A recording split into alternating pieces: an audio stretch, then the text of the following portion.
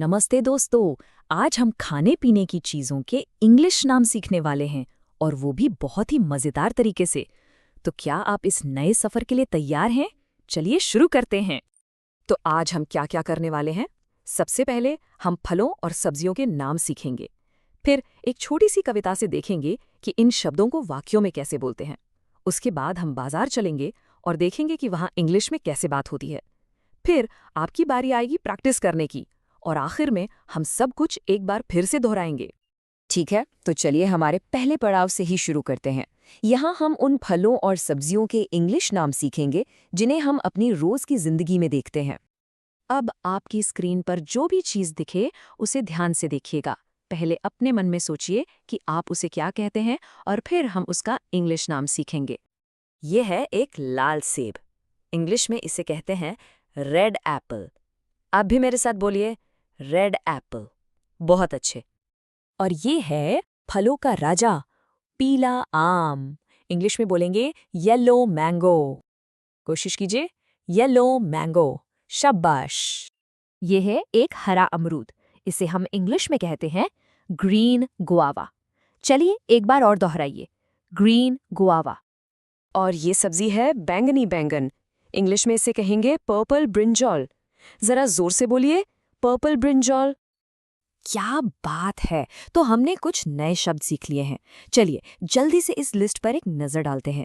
हमने सीखा red Apple, yellow mango, green guava, purple brinjal. और चलिए इसमें दो नाम और जोड़ते हैं। भूरे आलू को कहते हैं ब्राउन पोटैटो, और नारंगी गाजर को ऑरेंज कैरेट। देखो, सिर्फ शब्द रटना काफी नहीं होता है ना?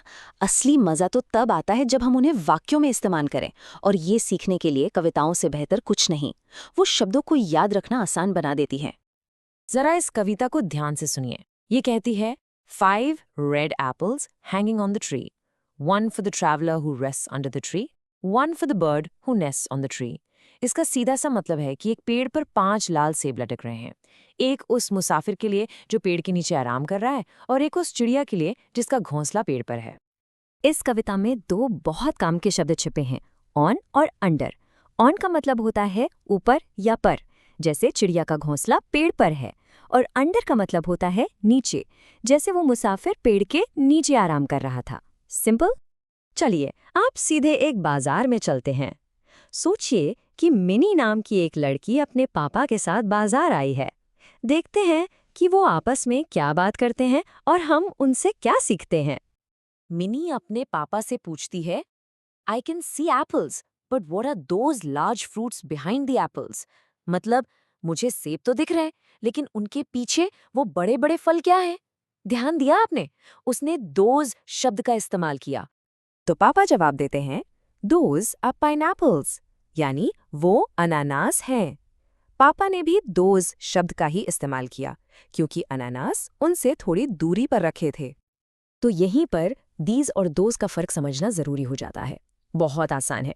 these हम उन चीज़ों के लिए इस्तेमाल करते हैं जो हमारे पास होती हैं, जैसे these are roses, मतलब ये गुलाब हैं।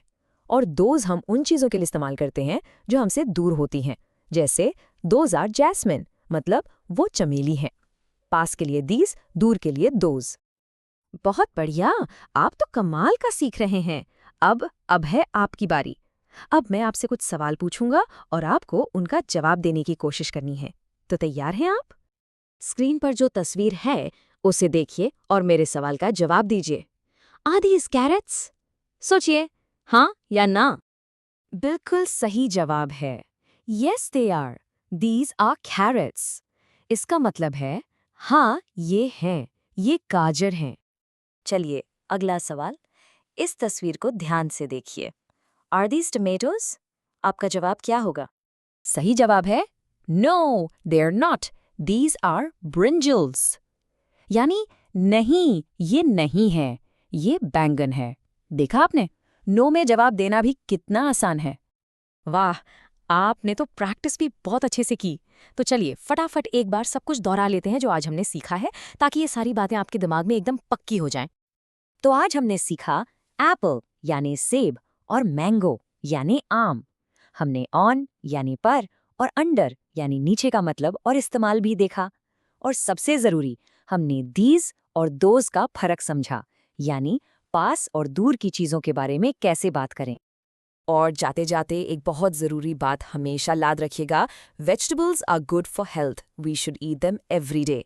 इसका मतलब है कि सब्जियां हमारी सेहत के लिए बहुत अच्छी होती हैं और हमें उन्हें रोज़ खाना चाहिए। ये आपकी सेहत और आपकी इंग्लिश दोनों के लिए बहुत अच्छा है। तो आज का हमारा आखिरी सवाल सिर्फ आपके लिए है। आज आप इंग्लिश में क्या मांगने या पूछने वाले हैं? जो भी सीखा है उसे इस्तेमाल ज़रूर कीजिएगा। अगली बार फिर मिलेंगे, तब तक प्रैक्टिस करते रहिए।